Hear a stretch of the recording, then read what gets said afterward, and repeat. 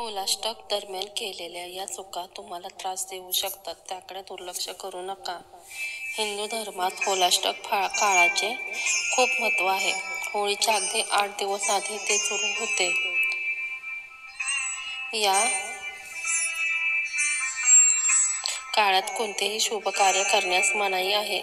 तथापि या काळात शक्य तितकी पूजा करणे उचित आहे. वैदिक कॅलेंडरनुसार यावर्षी होलाष्टक कधी साजरा केला जाईल आणि त्याचे नियम काय आहेत? होलाष्टक 2025 होलाष्टकला काय करावे आणि काय करू नये? होलाष्टकाचा काळ खूप महत्त्वाचा आहे. हा काळ शुभ कार्यासाठी अशुभ मानला जातो. होलाष्टक दरवर्षी फाल्गुन महिन्याच्या शुक्ल पक्षातील अष्टमी तिथीला सुरू होतो आणि पौर्णिमेला संपतो. होलाष्टकादरम्यान लोकांच्या स्वतःच्या चालीरीती आणि विधी असतात, ज्याची माहिती फार कमी लोकांना असते. पंचांगानुसार यावर्षी होलाष्टक 7 मार्चपासून सुरू होत आहे. जर तुम्हाला त्याचे अशुभ परिणाम टाळायचे असतील तर ते सुरू होण्यापूर्वी होलाष्टक 2025 तुम्हाला त्याचे नियम माहीत असले पाहिजेत, जे खालीलप्रमाणे आहेत.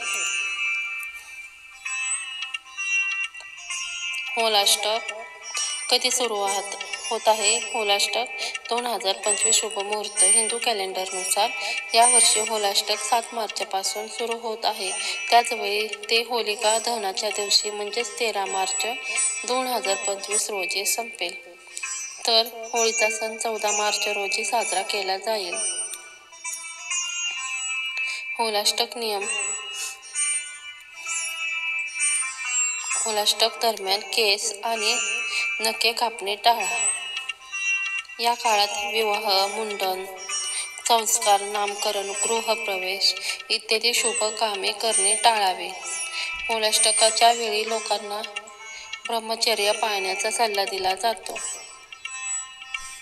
या दिवसामध्ये आध्यात्मिक आणि धार्मिक कार्यात सहभागी राहावे.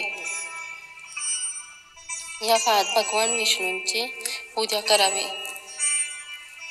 या काळात भगवद्गीतेचे पठण केले पाहिजे. या दिवशी हवन करणे देखील पुण्यपूर्ण मानले जाते. या काळात जुने कपडे आणि चप्पल इत्यादी गरजू लोकांना दान करावेत.